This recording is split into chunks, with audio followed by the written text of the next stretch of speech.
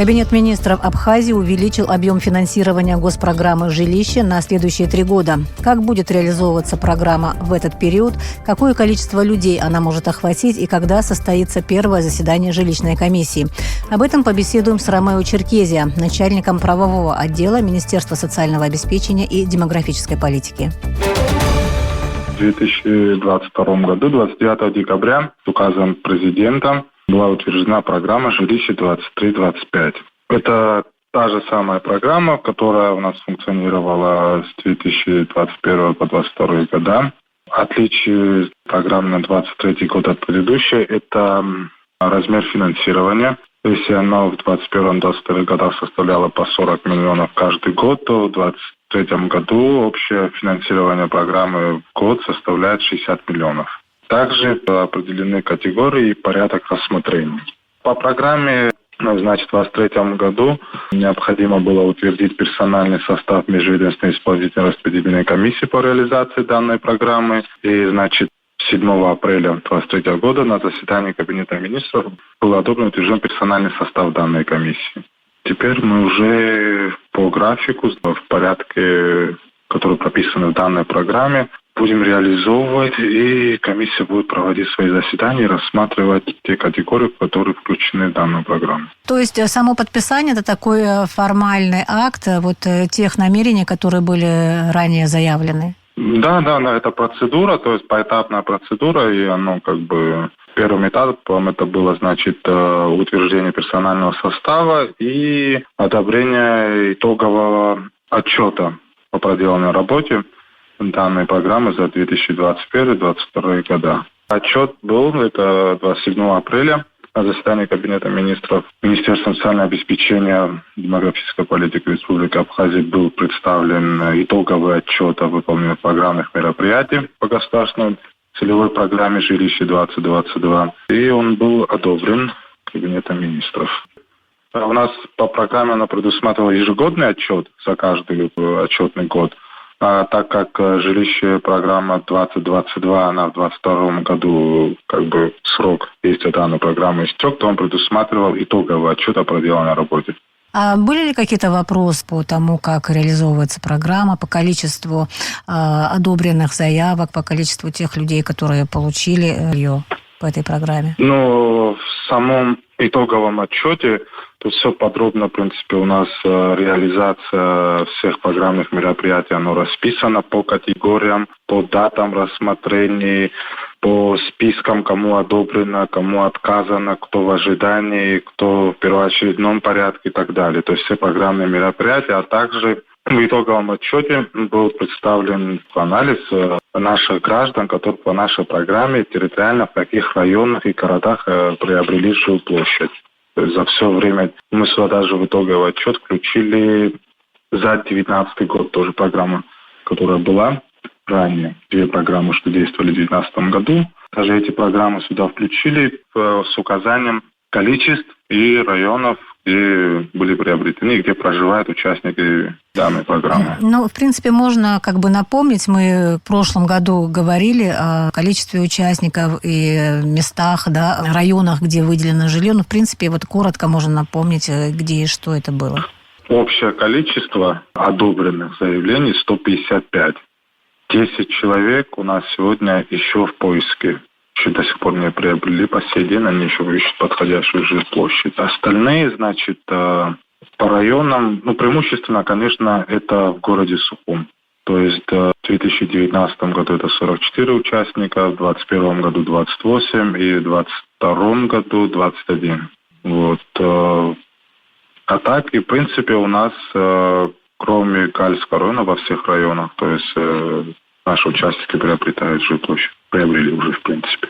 Вы сказали, что около 10 человек пока еще в поисках. 10 человек, да, 10 человек в поисках. Во-первых, есть ли какой-то срок, когда эти люди обязаны или должны приобрести жилье?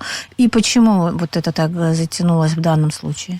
Эта ситуация такая следующим образом состоит в том, что выделенная сумма, цену найти подходящую жилплощадь, живую, конечно, это тяжело, но данные средства не являются в помощь приобретению жилплощади. Проблема в том, что сегодня те участки, которые не приобрели, это ввиду того, что они не могут найти подходящую жилплощадь для проживания своей семьи. Они пока в поиске, государство оказало, финансовую помощь, и она, конечно, не ограничивает их в каким-то там месяцам или годом приобретения. Не ограничивает. Так что они пока нет, это пока программа таких ограничений. То есть государство выделило, средства есть, как участник только найдет подходящую жилплощадь, указанную в решении сумму, значит, госорган оплатит. Вот в следующие 3 года минимальная выплата, да, по этой программе и максимальная выплата сколько составляют? В текущем году, которая программа была утверждена, тут имеется отличие от предыдущей тем, что размер минимальный увеличен от 500 до 700 тысяч и максимальный от 1 миллион до 1 200 000. То есть на 200 тысяч минимальный и максимальный размер увеличен. Такой вопрос. Вы говорили о том, что сформирован персональный состав вот этой жилищной комиссии. Расскажите, пожалуйста, об этой процедуре, как шел выбор, как участников выбирали, да, членов этой комиссии, сколько там человек, кого и что они представляют? В самом программе, утвержденная в 2022 году на 2023 год, программа на 3 года утверждена, значит, там предусматривается состав комиссии, там уже он строгий перечень прописан. То есть органов местного самоуправления, кто должен быть участником данной программы. Вице-премьер Республики Абхазия, он является председателем данной комиссии. Министр социального обеспечения и демографической политики является заместителем председателя комиссии. Вице-премьер который? Вице-премьер Пустовалов Сергей Борисович. Депутаты Народного собрания парламента Республики Абхазия в данной комиссии представлены 3 кандидатурами. 3 депутата от парламента входят в состав комиссии. Кто это? Айба Джопуа Штуни. Также министр юстиции Республики Абхазия Барцис представлен в состав комиссии. Первый заместитель министра финансов Республики Абхазия Амичба. Председатель Совета учредителей благотворительной общественной организации КИАРАЗ Милованова, значит, руководитель аппарата Кабинета министров Республики Абхазия Сангуля, заместитель секретаря Общественной палаты СМР, то есть 11 человек, а также заведующий секретарем по бюджету Управления экономикой администрации президента Республики Абхазия Гулия. То есть 11 человек с правом голоса. Когда комиссия планирует провести первое заседание? Мы пока еще с датой не обозначились, так как всего лишь персональный состав был утвержден 27 апреля. То есть мы сейчас уже будем определяться с датой и приступит комиссия, конечно, к рассмотрению заявления.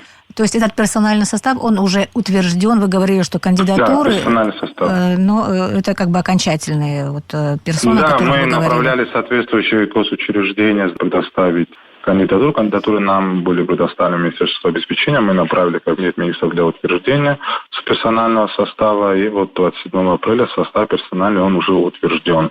То есть комиссия, в принципе, готова приступить к работе. Сейчас будем определяться уже с датами. Председатель комиссии, состав комиссии определится с датой. Мы, как ответственный орган, в порядке предусмотренной программы направим соответствующие заявления граждан на рассмотрение. Скажите, а в новом сезоне, когда стартовала новая программа, уже идут какие-то заявления, уже приносят люди, уже есть какой-то, как говорится, обратная связь какая-то есть с людьми, которые будут в этой программе?